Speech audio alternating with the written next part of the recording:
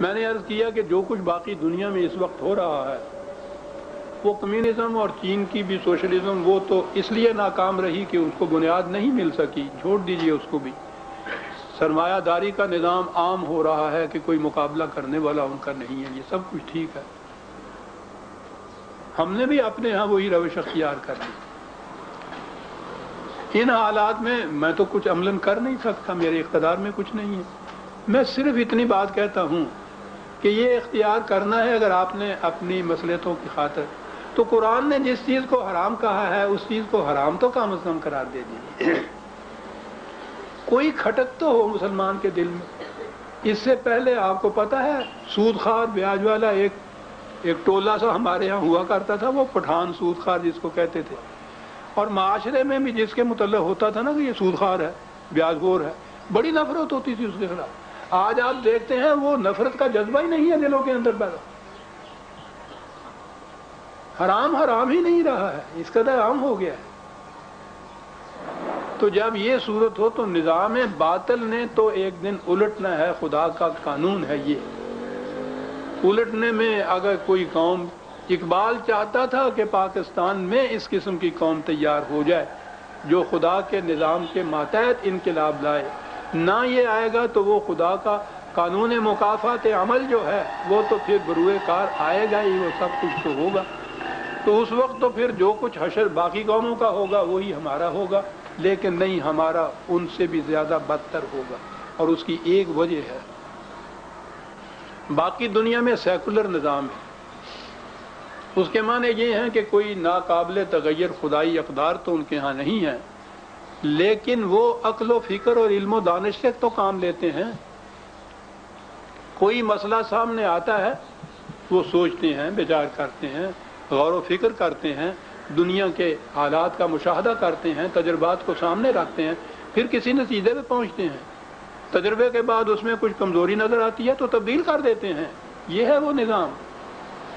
یہ جو ہمارے ہاں کا نظام ہے،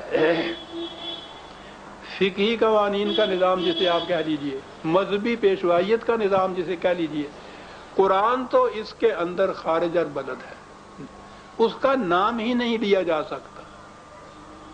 آپ کو یاد ہے وہ فخر سے کہتے ہیں کہ سب سے بڑا فتویٰ کفر کا جو لگا ہے وہ پرویز کے خلاف لگا ہے۔ کس جرم کے خلاف؟ کہ یہ قرآن کا نام لیتا ہے۔ ان کے ہاں جتنے قوانین آ رہے ہیں ان میں آپ دیکھیے کہ قرآن کی کہیں سند نہیں دی ہوگی صاحب۔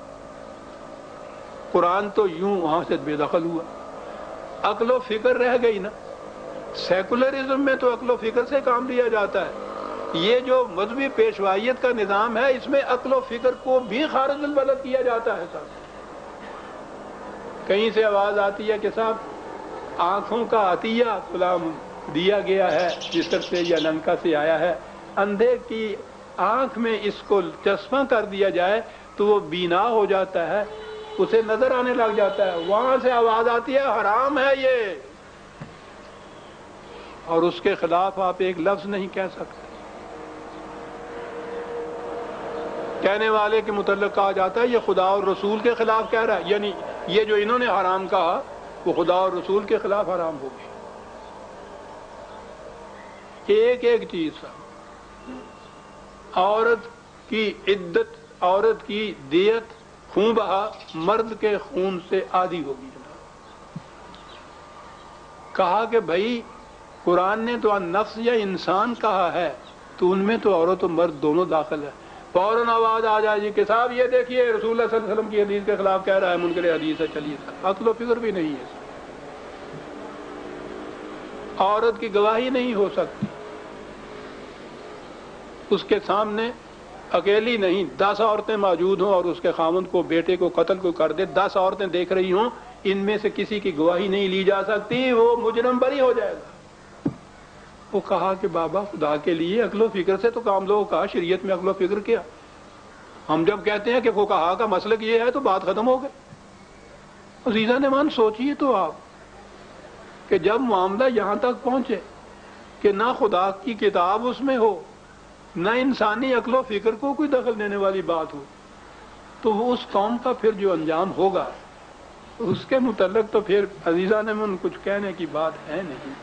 میں کیا عرض کروں، سوائے اس کے کہ بہرحال دیکھتا چلا گیا، آپ بھی دیکھتے جائیے، ہم بھی دیکھتے چلے جاتے ہیں، اس کے سوا تو کچھ نہیں ہے۔ اقبال نے کہا ہے، وہ آخری بات وہی میں کہتا ہوں، بات کو فارسی کی ہے لیکن اس سے بہتر انداز کوئی ہے نہیں۔ داستانے او مپرس از من، ان کی داستان مجھ سے نہ پوچھو کہ من کیوں بے گویم آنچے نائر در سخن، جو بات لفظوں میں نہ بیان کی جا سکتی ہو اسے میں بیان کس طرح سے کروں؟ یہ لفظوں میں بیان نہیں کی جا سکتی۔ باقی رہا یہ کہ مایوسی کی چیز تو سوال نہیں، ٹھیک ہے، حالات کے تابع ہم بھی ہیں، جو اوروں پہ گزرے گی ہم پہ بھی گزرے گی۔ مایوسی اس لیے نہیں، انسانیت کے لیے مایوسی کی بات کوئی نہیں ہے کہ قرآن محفوظ ہے، قیامت تک کے لیے محفوظ رکھا گیا ہے، اس میں صحیح راستوں کی نشاندہی کی گئی ہے۔ یہ ان تمام اغلال و سلاسل کو توڑ پھینکے گی، اور صحیح نظام قرآن کا جو ہے جس میں کیفیت ہوگی کہ کس نہ گردد در جہاں محتاج کس، نقطہ شرع مبین این نست و بس، کوئی فرد کسی دوسرے فرد کا محتاج نہیں ہوگا۔ کس دریں جا سائل و محروم نیست، عبد و مولا حاکم و محکوم نیست۔ یہ نظام ہوگا، نہ کوئی کسی کا محتاج، نہ کوئی کسی کا محکوم، اوپر اللہ نیچے اس کے بندے، یہ سارا فراوانی کا رزق ہر ایک کی ضروریات کے لیے۔ یہ ہوگا عزیزان من قرآن کا وہ نظام۔ آخر الامر اس نے قائم ہو کر رہنا ہے، ہمارا ایمان ہے، خدا کا وعدہ ہے، قرآن کا اعلان ہے۔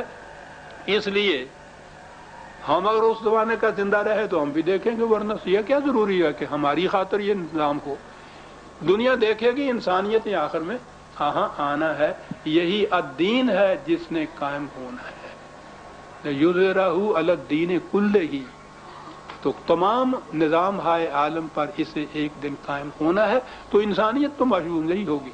باقی رہا ہمارا آپ کا معاملہ، ٹھیک ہے، جو کچھ غلط نظام میں گزرتا ہے افراد کے اوپر وہی کچھ ہم پہ گزرے گا۔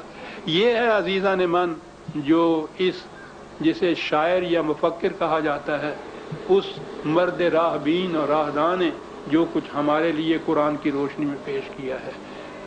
کبھی یہ چیز صحیح تعلیم آپ کے ہاں آئی، نظام آیا تو قرآن کریم ہوگا، اقبال کو اس کی روشنی میں، قرآن کو اس کی روشنی میں سمجھا جائے گا، راستے جگمگاتے ہوئے چلے جائیں گے۔ آپ کا شکریہ، موسم کی ناسازگاری کے باوجود آپ احباب نے بڑے ہی سکون سے میری ان کلمات کو سنا۔ ربنا تقبل منا انک انت السمیع العلیم۔ شکریہ۔